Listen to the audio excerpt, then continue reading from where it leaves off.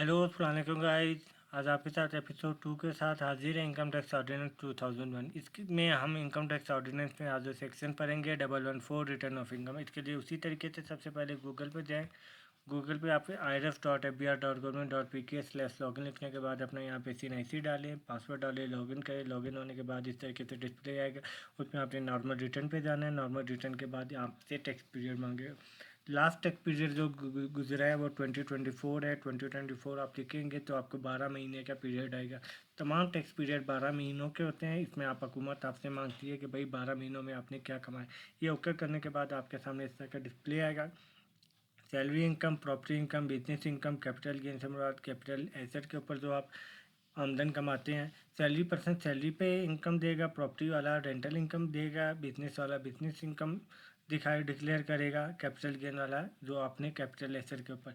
वो तमाम चीज़ें सैलरी प्रॉपर्टी बिजनेस में नहीं कवर होती, वो अदर सोर्स में है। जिसके अलावा फॉरेन सोर्स, एग्रीकल्चर जो आपने 12 महीने में कमाया वो आप यहाँ पे डिक्लेयर करेंगे। टैक्स चार्जेबल पेमेंट उसको कंप्यूट करके आपको टैक्स बताएगा। वेल्थ ऑफ स्टेटमेंट, फिर उसके बाद आप वेल्थ ऑफ स्टेटमेंट पे क्लिक करेंगे। इस तरीके से डिस्प्ले आएगा। डिस्प्ले होने के बाद आपने इस तरीके से पर्सनल एसेट पे क्लिक करना है। आपके सामने इस तरीके से पर्सनल एसेट आपको बताता है आपके नाम पे क्या है, आपने वो बताना है। 30 जून 2024 को आपके पास क्या आता। प्रॉपर्टी जो है वो डिक्लेयर करें। बिजनेस कैपिटल जो आपने सरमाया लगाया, कारोबार कर रहे हैं, वो डिक्लेयर करें। इक्विपमेंट, एनिमल, इन्वेस्टमेंट से मुराद जो आप जहाँ जहाँ पे आपने इन्वेस्टमेंट की है, आज उसका क्लोजिंग बैलेंस क्या है, बैंक बैलेंस क्या है, इन्वेस्टमेंट क्या है, आपने किसी को लोन दिया तो कितना लेने वाला है, मोटर व्हीकल है तो क्या है, प्रीसियस पोजेशन है। इस तरीके से आप रिटर्न ये तमाम चीज़ें डिक्लेयर करेंगे तो ये 114 के 1 के तहत आएगा। Return of income file voluntary file. अब इसका बताने का ये मकसद था कि 114 बताता क्या। 114 आपको ये बताता है, ये आपको सिंपल एक आइडिया दे देगा कि किन लोगों ने FBR में रजिस्टर होना चाहिए और किन लोगों को रिटर्न फाइल करनी। अगर मैं रजिस्टर नहीं भी हूँ तो 114 के तहत मुझे पता लग जाएगा कि जनरल भी पता लग जाएगा कि मैंने रजिस्टर होना भी है। 114 का सब सेक्शन 1 है, उसके बताता है following person required to furnish return of income for tax year. उसके बाद क्लॉज ए है, एवरी कंपनी, हर कंपनी ने रिटर्न फाइल करनी है। इससे मुराद है security exchange commission of Pakistan में तमाम कंपनियां जो रजिस्टर्ड है, आइदर वो प्राइवेट लिमिटेड है, पब्लिक लिमिटेड है या सिंगल मेंबर कंपनी। उसके बाद क्लॉज ए भी है, वो बंदे every person other than other than a company, मतलब ऊपर जो एवरी कंपनी है उसके अलावा जो बंदे हैं उन्होंने रिटर्न फाइल करने हैं। जिस तरह मैं एक इंडिविजुअल हुई या आप एक इंडिविजुअल हैं, अगर टैक्सेबल इनकम एक्सीड करे मिनिमम अमाउंट से, आपकी इनकम एक मिनिमम अमाउंट से एक्सीड करे और chargeable to amount that is not amount is not chargeable to tax under this ordinance for the. इसको सिंपल ये आप इस तरीके से समझें, whose taxable income for the year exceed the minimum amount that is not chargeable to tax under the। आज के दौर में, आज की डेट में कोई सैलरी पर्सन है या बिजनेसमैन है, अगर उसकी इनकम 600,000 मतलब 6 लाख से ऊपर है तो उसके ऊपर टैक्स लगेगा और उससे अपने आप को रजिस्टर भी करना है और रिटर्न भी फाइल करना है। नॉट प्रॉफिट ऑर्गेनाइजेशन है, उन्होंने अपने आप को रजिस्टर करना है। उसके बाद क्लॉज ए ही है, every person whose income subject to final taxation under any provision of this ordinance. Final taxation से मुराद आप ये समझे, एक एग्जांपल आपको देता हूँ। आपने कंपनी में इन्वेस्टमेंट की हुई है, इन्वेस्टमेंट पे आपको क्या कहते हैं, डिविडेंड मिलता है साल के एंड पे। जब आपको डिविडेंड मिलता है उसके ऊपर टैक्स काट के ही आपको पेमेंट कर दी जाती है। इसका मतलब है कि आपका टैक्स उसी टाइम ले लिया गया है। और कभी कभार क्या होता है, आप इन्वेस्टमेंट कर लेते हैं बैंक में, तो बैंक से आपको जो प्रॉफिट मिलता है उस पर टैक्स काट के आप बैंक आपको प्रॉफिट देता है। यहाँ पे सिर्फ आपको समझाने का ये मकसद है कि वो पेमेंट जो आपको मिले उस पर टैक्स डिडक्ट हो जाए, वो उन लोगों ने अपने आप को रजिस्टर करना है। डिविडेंड फाइनल टैक्सेशन में नहीं आती, प्रॉफिट फाइनल टैक्सेशन में नहीं आता, सिर्फ समझाने के लिए आपको बता रहे हैं। ठीक है क्या, मतलब जिस पेमेंट पे टैक्स डिडक्ट हो जाए उन लोगों ने भी अपने आप को रजिस्टर करवाना है। ये क्लॉज ए ही होगी। उसके बाद क्या कहता है,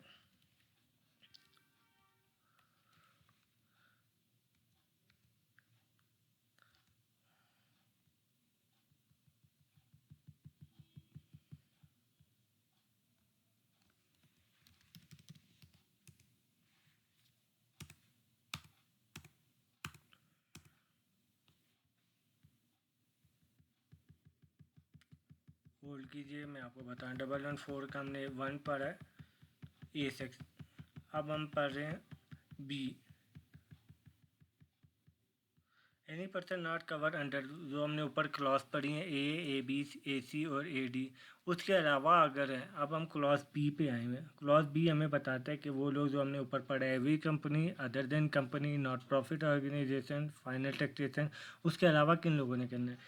यहाँ पे सब क्लॉज आई है, वन कह लें आप इसको, सब क्लॉज वन है, has been charge to tax in respect of any to president.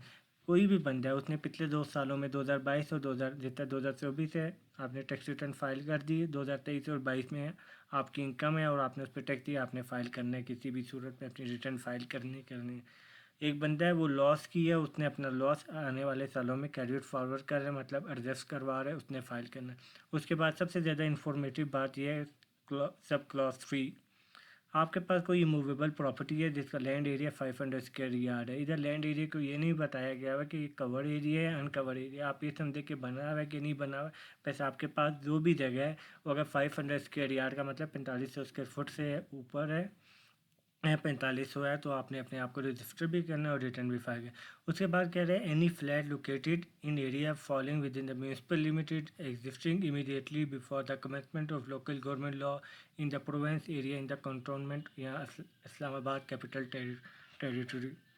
यहाँ पे सिंपल ये समझे कि फ्लैट है, पहले आपने प्रॉपर्टी है 4500 स्क्वायर फुट की अगर है तो, और दूसरा फ्लैट है किसी भी जगह पे, अगर फेडरल इस्लामाबाद में हम रहते हैं तो इस्लामाबाद में फेडरल गवर्नमेंट एग्जिस्ट करती है। आप आते हैं प्रोविंशियल गवर्नमेंट में, पंजाब में है तो पंजाब गवर्नमेंट एग्जिस्ट करती है, सिंध गवर्नमेंट है, सिंध एग्जिस्ट करते हैं। इस तरीके से आपके दूसरे सूबे हैं।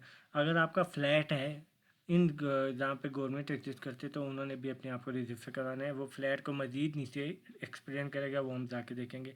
उसके बाद सब क्लॉज 4 है, वही बता रहे मूवेबल प्रॉपर्टी, वो प्रॉपर्टी जो मूव नहीं हो सकती, मतलब आपका घर, आपका फ्लैट, आपका प्लॉट, अगर वो 500 स्क्वायर यार्ड है या उससे ऊपर है तो उसने रजिस्टर होना। उसके बाद यहाँ पे ये फ्लैट के बारे में बता रहे हैं, सब क्लॉज 5, फ्लैट जिसका कवर एरिया 2000 स्क्वायर फीट या उससे ज़्यादा है, मतलब आपका फ्लैट अगर 2000 स्क्वायर फुट से ज़्यादा है या 2000 फुट है तो आपने भाई रजिस्टर करवाना है। उसके बाद motor vehicle having engine capacity of 1000 सी, अगर आपके पास इंजन है, मोटर व्हीकल है जिसकी इंजन कैपेसिटी 1000 सीसी से ज़्यादा है तो आपने करना है। उसके बाद सब क्लास 567 है, अगर आपने एन टी नंबर, इसको समझिए नेशनल टैक्स नंबर को, आप बिहार में रजिस्टर हो गए, आप कानून कहते हैं आप रजिस्टर हो गए, आपने जो हमने ऊपर पढ़ा है 114 का 1 ए क्लॉज और बी क्लॉज, आप इसमें एग्जिस्ट करते हो या नहीं करते हो, आप सारे खाने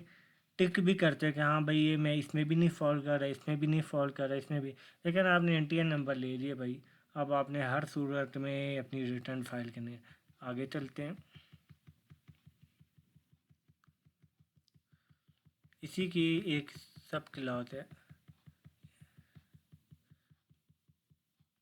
अगर एक बंदा है उसके घर का बिजली का कनेक्शन लगा हुआ है इलेक्ट्रिसिटी का, अगर वो अमाउंट 5 लाख से ऊपर बन जाती है तो उसने अपने आप को रजिस्टर करना है। इसकी एक एग्जाम्पल समझे कि मिसाल के तौर पे मैं एक टेनेंट हूँ, किराएदार हूँ, मैं रहता हूँ उस घर में, लेकिन मालिक मकान के नाम पे मीटर लगा होता है। अगर वो बिल 5 लाख से ऊपर आएगा जगह मालिक मकान के, तो ओल्डर जो भी जितने बिजली का मीटर लगाया होगा मालिक मकान के नाम पे मीटर होगा, अगर वो 5 लाख से बिल ऊपर आता है तो मालिक मकान नहीं रजिस्टर होने।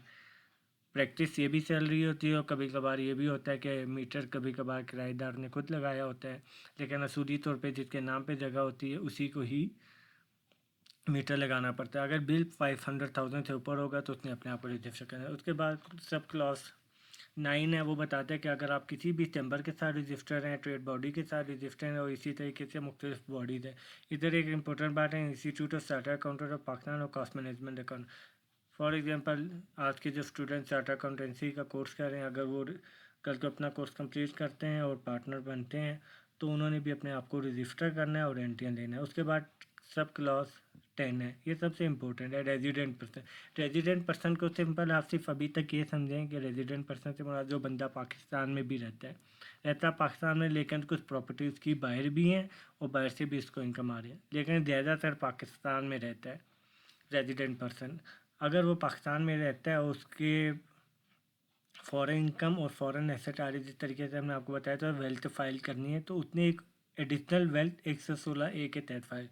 उसके बाद सर आता है आपका सब सेक्शन सी आता है, person class of person notify board with approval of.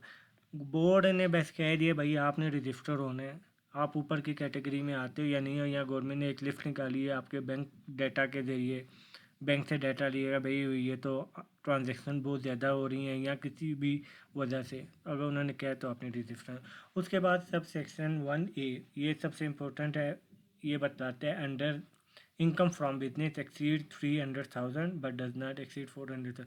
जैसे हमने ऊपर पढ़ा था 1141 के अंदर A B कि भाई 6 लैक्स अगर से ऊपर आमदन है तो उसने करना है, लेकिन यहाँ पे नीचे उसने मज़ीद एक्सप्लेन कर दिया कि अगर 3 लाख से 4 लाख के दरमियान भी आमदन है तो भाई आपने रजिस्टर होना ही होना है। ठीक हो गया। उसके बाद आपको 1114, इससे आपको आइडिया हो रहा है कि आपने करना है। उसके बाद 1114 का सब सेक्शन है 2। सब सेक्शन 2 को मैं सिंपल सिर्फ यहाँ तक ये बताऊँगा कि भाई रिटर्न फाइल किस तरीके से होती है वो सिंपल बता इस तरीके से BRIRS में आप यहाँ पे गए, आपने इस तरीके से अपने रिटर्न डिक्लेयर की है, ये फॉर्म है, इस फॉर्म को एक्सप्लेन किया है कि भाई रिटर्न ऑफ इनकम किस तरह होती है। एक प्रिस्क्राइब फॉर्म होता है, वो 1114 का आपने IRS में खोलना है, वो प्रिस्क्राइब फॉर्म है, उसके साथ स्टेटमेंट भी लगी हुई है, आपने सब कुछ कंप्लीट करना है। ये 1A कह रहा है। उसके बाद B कह रहा है कि भाई जितने भी पर्टिकुलर तमाम इन्फॉर्मेशन जो आपने एक बात है उसको डिक्लेयर प्रॉपर करना है। उसके बाद आपने साइन करना है, जो आप रिटर्न फाइल करते हैं ऑनलाइन वेरिफिकेशन डालते हैं तो ये फाइल साइन हुई होती है। तमाम एविडेंस जो आप जेन्युइन बनता है, आपकी इनकम बनती है, D आपको बताता है जेन्युइन इनकम, उस जेन्युइन इनकम पे जेन्युइन टैक्स दें और फिर रिटर्न फाइल करें। उसके बाद ये आपको ये भी कहता है कि जो आप 1114 की इनकम फाइल करें तो 1116 का मतलब है वेल्थ, तो आपने अपनी वेल्थ भी फाइल करनी है, मतलब अपने घर प्लॉट प्रॉपर्टी वगैरह सब कुछ डिक्लेयर करना है। उसके बाद ये कहता है अगर मिसाल के जैसे हमने ऊपर पढ़ा है, अगर एक पर्सन रेजिडेंट है उसकी फॉरेन इनकम है तो उसने 1116 भी पढ़ना। तो ये था 1114 बताता है कि भाई आपने किन किन लोगों ने रजिस्टर होने हैं और किन लोगों ने रिटर्न फाइल करनी है। मतलब इससे आपको आइडिया हो जाता है कि आई में रजिस्टर्ड भी होना चाहिए कि नहीं होना चाहिए। तो ये था 1114। बहुत बहुत शुक्रिया आपका। वीडियो देखें, लाइक करें। थैंक्स।